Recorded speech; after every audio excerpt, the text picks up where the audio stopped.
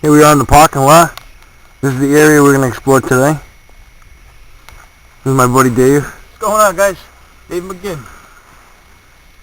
There's the truck we just left. And here's me. We're going to head into the woods and actually show a good day. My boy Dave is looking at a nest right now in the trees on our hike today. He's checking if there's any eggs or anything that he can take on to cook up. We don't want to cause too much disturbance to it or damage it. If we can just get the brush here down enough. There's nothing inside.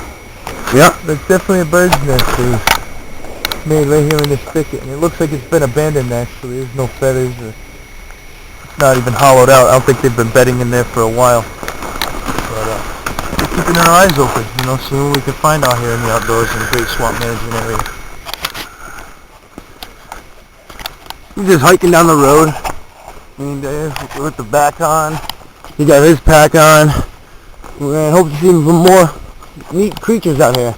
Actually, we're getting ready to scout the trip for April 2nd that you're going to see after April 2nd on YouTube. The next trip that we got planned out. My boy Dave went through a lot of efforts, a lot of planning, a lot of stress, and making everything right. So when it comes, we're going to be down there at 7 o'clock. And we're supposed to go on this river coming up. We're going to show you later on little parts of the river, so we're going to scout it for the trip. Thank you. Here we are. This is the last of the freezing ice we had. Yeah, as you can see it, it's still frozen. Look at that. It's got a layer of ice on it still. But hopefully by April 2nd, we won't have this in the river, because we're going to the river no matter what. Ice or no ice. Yeah, me and my buddy Dave did a bunch of ice fishing. I just recently picked up an auger. Instead of using a chainsaw, I'm going to use the auger. So, and the way you're supposed to do that is every 20 feet, drill a little hole, just make sure the ice is thick enough. But, this ice, I wouldn't recommend going on. I wouldn't even recommend going on that little thicker area out there. This ice is no good. Way too thin. You want at least 3 inches of ice, and then you can go on. One person I'd recommend, but you want 4 or 5, better. When you hit up to 8, you can get a call on it. So that's what you're looking for. Talk to you later. Good. As you can see here, this is some white birch bark. The white birch tree. Birch bark is incredibly useful for a fire starter. It makes awesome tinder, even better kindling. Smells good. It does smell good. It does smell good. And it's a pretty tree at that. We were going to go and desecrate it for no reason, but this one's already come down, and this section right here is going to die very soon anyways. You can see some broken kindling already on the ground. So what you try to do, and please, don't take this at home. You don't operate with something this big. I don't have my pocket knife on me today. One of the major mistakes that you can make in a survival situation. Your knife is your #1 tool. Anything else I would leave behind before my knife, and today I made that ultimate mistake. Paul does have a machete right here handy. It's better than searching through his knife, through the pack for his knife. So basically, you just want to try to get a strip of this bark. We even start down here actually, where it's real easy and real fine. Let's see if we can get a good piece of bark peeled up. Also, what we've got here is a little bit of tree moss. They call it, we call it old man's beard. I don't know if it's truly old man's beard, but it's just like old man's beard. And this stuff also lights up incredibly well. You can see it's almost like a cottony or a linty material, and you can squish that right up and put a bunch of that in your pocket. So grab that along with your birch bark when you're going. And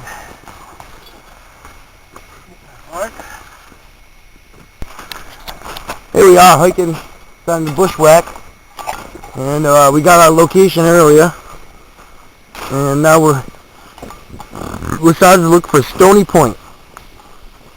That is the mission today, to find Stony Point and find the what's the name of that river that we're going to be going on? the Paxset River. It's the Paxset River. So that's our 2 goals. Here's them picking up some kindling, more moss, as we showed you earlier. You'll find it all around here. Here we are. are hiking through the woods, and we ran across deer shed again. And we're in the Great Swamp, so that means we saw a couple of deer stands, so we're looking for some deer. And I think we're on a deer run. We're heading south-southwest. We're trying to hit Stony Point, the river, or a trail. So we're just bushwhacking it. We're in the middle of nowhere. We like getting off the path. It gives it more fun, more elements. You know what I mean? We're going to stay on the path all day. Just going around in circles. You know what I mean? They call it the loop. Yeah. Alright, we've been hiking for a while. We thought we were closer than we really are. We've still got our bearings working for us on the compass. It's just turned out to a much longer hike than we anticipated.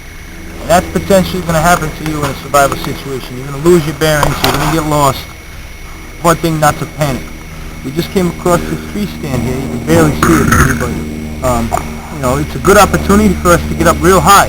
You've watched these survival shows, and they all tell you, climb a tree, get your surroundings, see what's out there, and if you can find a depression in the land, maybe a road off in the distance, a railroad track, some of that nature, that's what we're looking for. I don't have to climb a tree because we came across this tree stand, so I'm going to get up there and see if we can get a little more idea. Now, by looking immediately around me, it doesn't look very good. It's pretty dense. There's a lot of high tree cover over here off to the west, and it looks like we do have some pine and some of the more fertile evergreens in this southerly direction here, and that's actually an indicator of dry ground because they don't root into the wet surfaces in the marshes, so we might end up heading for that and trying to find another trail back here. I've got a set of binoculars. I can already see there's nothing there, but I'm going to look through them just a sec. Here we are. We made it to Warden's Pond. This is maybe a piece of our journey. We're going to be out here. We're probably going to take the guys here to show them the airplane hangar when we get out going on the canoe trip. And then we're going to head over there to try to find our fort. But one thing that's really neat is all this metal in the ground. This used to be a landing area for the seaplanes. So they put all this track down so the ground's firm.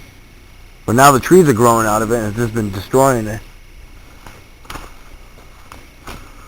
Well, that is pretty cool. And they used to interlock sections. Tons of scrap metal, I'll tell you. That! Woohoo!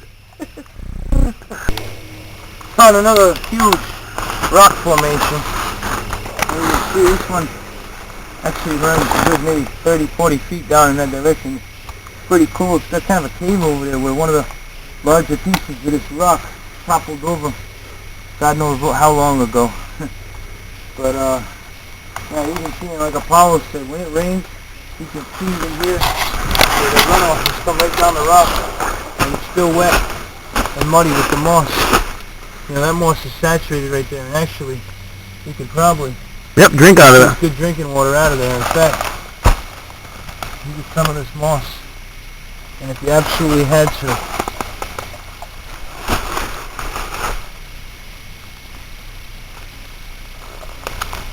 a little bit of moisture, and it's actually not too bad. It definitely tastes mossy, but in a survival situation, you've got plenty to drink there. That's the real outdoorsman. It's been a long day. We're not through yet. Whew, damn. Here we are on a really high area of the mountain. Looking over there, it's all water. There's the cove, Stony Point right there. It's right out of our reach. We already went to the hangar today. He's depressed, I'm depressed. I mean, we wouldn't make it. We would need some kind of form of a light raft to go across the long distance of swamp. Really wet. Yeah, we need waders. And we don't have waders. If it was still cold and the ground was frozen, we'd be over no problem. We'd be right over there. Well, if it was August and the ground was dry, we'd be over there. So we just, the wrong time of season for the right kind of thing. But maybe next time we'll bring the waders. Yeah, it was a great day. Yeah, it's been a real good day. You know what I mean? Yeah, we're going to try to get back to some kind of civilization. There's Warden's Pond from a very, very high rock in the Great Swamp. There it is. Look at that. Look at the fall. See? Mm-hmm. You can see it pretty good. I can zoom in a little bit. Right there, Stony Fort. Look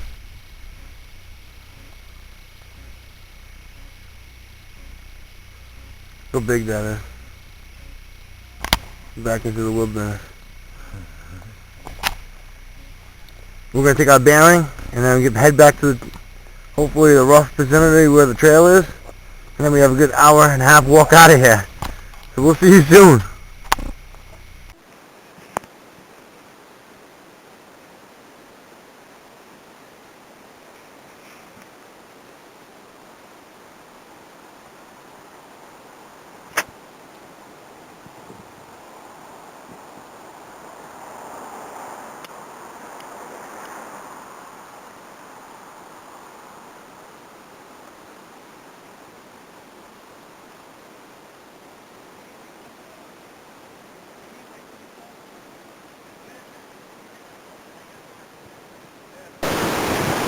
Oh yeah.